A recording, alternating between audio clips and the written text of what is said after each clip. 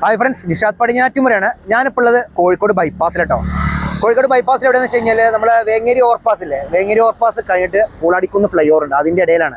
അപ്പോൾ ഈ വേങ്ങേരി ഓവർപാസ് കഴിഞ്ഞിട്ട് ഒരു മെർജിങ് പോയിന്റ് ഉണ്ട്. എന്ന് വെച്ച് കഴിഞ്ഞാൽ നമ്മൾ ആറുവരിപ്പാതയിൽ നിന്നും സർവീസ് റോഡിലേക്ക് ഇറങ്ങാൻ വേണ്ടി ഒരു എക്സിറ്റ്. അപ്പം ഇതിനിടയിൽ കൂടെ നമ്മളെ സർവീസ് റോഡിനെ കുറിച്ച് ഭയങ്കര ചർച്ച നടന്നുകൊണ്ടിരിക്കുകയാണ്. 1 വേ ആണ്, 2 വേ ആണെന്നൊക്കെ പറഞ്ഞിട്ട്. അപ്പോൾ നമ്മളെ മലപ്പുറം ജില്ലയിൽ സർവീസ് റോഡ് 1 വേ ആണെന്നുള്ള തീരുമാനത്തിലെത്തിയ മാതിരി തന്നെയാണ്. അപ്പോൾ കാസർഗോഡ് ജില്ലയിൽ പണികൾ പൂർത്തിയായ ഭാഗത്ത് 2 വേൻ്റെ മാർക്കിംഗ് നടന്നിട്ടുണ്ട്. അപ്പോൾ ഞാൻ ഇപ്പോൾ ഇവിടെ വന്ന സമയത്ത് വെച്ചാൽ വേങ്ങേരി ഓവർപാസ് കഴിഞ്ഞിട്ട് ഈ എക്സിറ്റിന് അവിടെ വന്ന സമയത്ത് സർവീസിലുള്ള ഒരു മാർക്കിംഗ് കണ്ടു. ആ മാർക്കിംഗ് നിങ്ങൾക്ക് കാണിച്ചു തരാം. എനിക്ക് ഇതെന്തുകൊണ്ടാണ് ഇങ്ങനെ മാർക്കിംഗ് ചെയ്തതെന്ന് മനസ്സിലായിട്ടില്ല. ഇനി മനസ്സിലാവണ ആരെങ്കിലും ഉണ്ടെങ്കിൽ ഒന്ന് ഇതിൽ കമൻറ്റ് ബോക്സിൽ കമൻറ്റ് ചെയ്യട്ടോ, ഞാൻ കാണിച്ചു തരാം നിങ്ങൾക്ക് എന്തായാലും. അപ്പോൾ ഇത് വേങ്ങേരി ഓവർപാസ് കഴിഞ്ഞിട്ട് വരുന്ന എക്സിറ്റ് മെർജിങ് പോയിന്റ് ഇതാണ്. അപ്പോൾ മെർജിങ് പോയിന്റ് കഴിഞ്ഞിട്ട് നിങ്ങൾ ഇങ്ങോട്ട് നോക്കിയേ, ഈ ഒരു ആരോ മാർക്ക് ഉണ്ടോ നിങ്ങൾ? ഇതെന്താണ് ഇവർ ഇതുകൊണ്ട് ഉദ്ദേശിക്കുന്നത്?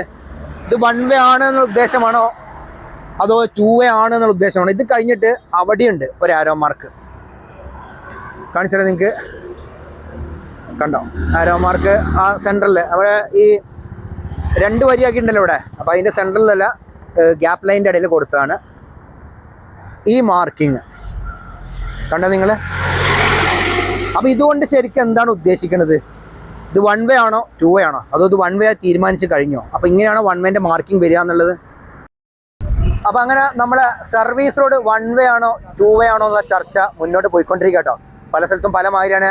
എന്നാണ് ഫൈനൽ ഡിസിഷൻ വരിക എന്നറിയില്ല കേട്ടോ. കാരണം 2 വേ ആക്കുമ്പോൾ അതിൻ്റെ ബുദ്ധിമുട്ടുണ്ട്, 1 വേ ആക്കുമ്പോഴും അതിൻ്റെ ബുദ്ധിമുട്ടുണ്ട്.